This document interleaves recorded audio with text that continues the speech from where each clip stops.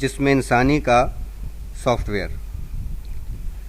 یہ حدیث مبارک کس نے نہیں سنی اور کس کو یاد نہیں ہوگی کہ جس نے اپنے نفس کو پہچان لیا اس نے اپنے خدا کو پہچان لیا۔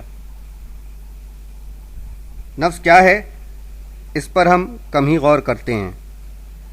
نفس شاید جسم کے اعضاء کی کارکردگی، خصوصیات، خواہشات اور اس پروگرام کا نام ہے جس کے مطابق جسم کے یہ نادر و نایاب آلات اور تنصیبات کام کرتی ہیں۔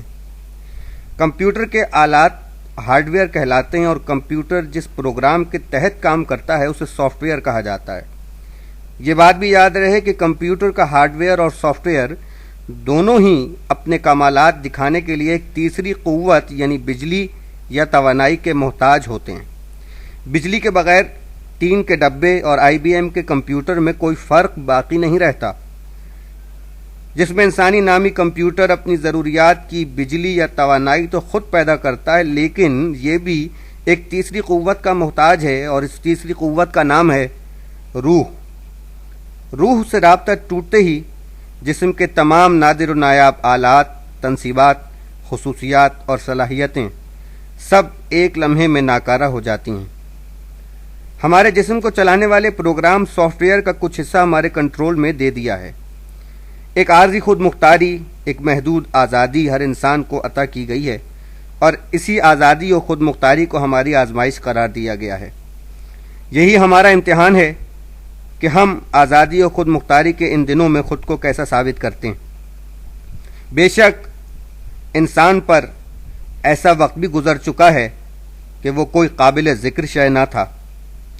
ہم نے انسان کو مخلوط نطفے ماں اور باپ کے 23+23 کروموسومز سے پیدا کیا کہ اسے آزمائیں، تو ہم نے اسے دیکھتا سنتا بنایا اور اسے سیدھا راستہ بھی بتا دیا۔ اب وہ خواہ شکر گزار بنے یا ناشکرا، یہ اس کی مرضی۔ سورہ دہر آیت نمبر 1 اور 2۔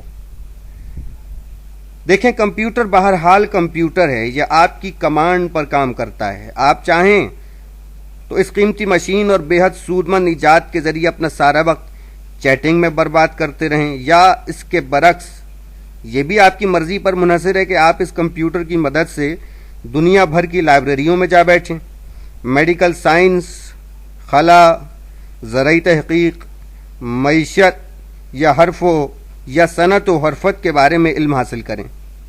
اس کی مدد سے آپ گھر بیٹھے کسی بین الاقوامی یونیورسٹی میں داخلہ بھی لے سکتے ہیں یا اپنے قیمتی وقت کو برباد بھی کر سکتے ہیں۔ بس انہی دو صورتوں میں سے ایک صورت شکر گزاری کی ہے اور دوسری ناشکری اور احسان فراموشی کے ذیل میں آتی ہے، اور یہی مثال جسم انسانی کے سافٹ ویئر اور ہارڈ ویئر پر صادق آتی ہے۔